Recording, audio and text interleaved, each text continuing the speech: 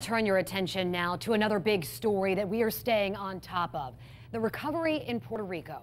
Today, President Trump visited the island. He toured the destruction caused by Hurricane Maria. The president praised the recovery efforts on the island and talked about the enormous cost.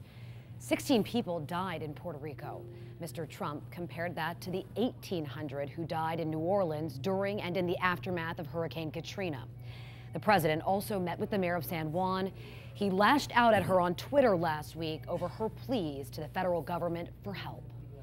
Now, this is video of President Trump meeting San Juan Mayor Carmen Yulín Cruz, who has repeatedly criticized him.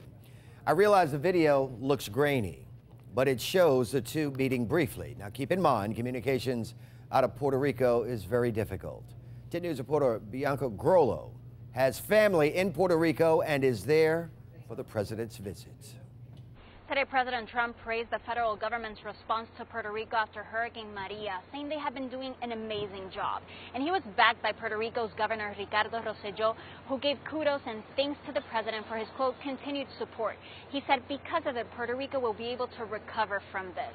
Now, I want to take you to that part of the press conference that has been making rounds on social media, where the president talks about the cost of helping Puerto Rico. I hate to tell you, Puerto Rico, but you've thrown our budget a little out of whack, because we've spent a lot of money on Puerto Rico, and that's fine. We've saved a lot of lives. He brought that up again at the end of the press conference, where he said the job the United States has been doing in Puerto Rico is not only dangerous but also expensive. But he followed it up by saying it's a great honor and that the United States has really gone all out to help Puerto Rico. Now, the question is whether that translates into aid for the communities most in need in Puerto Rico, outside of the capital, outside of the metropolitan area that the president is visiting today. People here say they're the lucky ones. Some of them have power back on, they have running water, supermarkets are open here. So yeah, they have to stand in line, but they have access to food.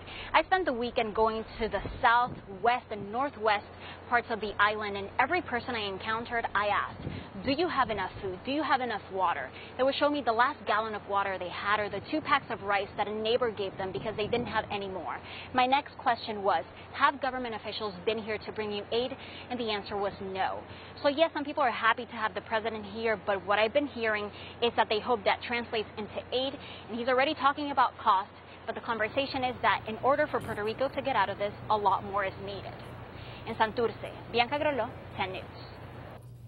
Tomorrow, President Trump will arrive in Las Vegas.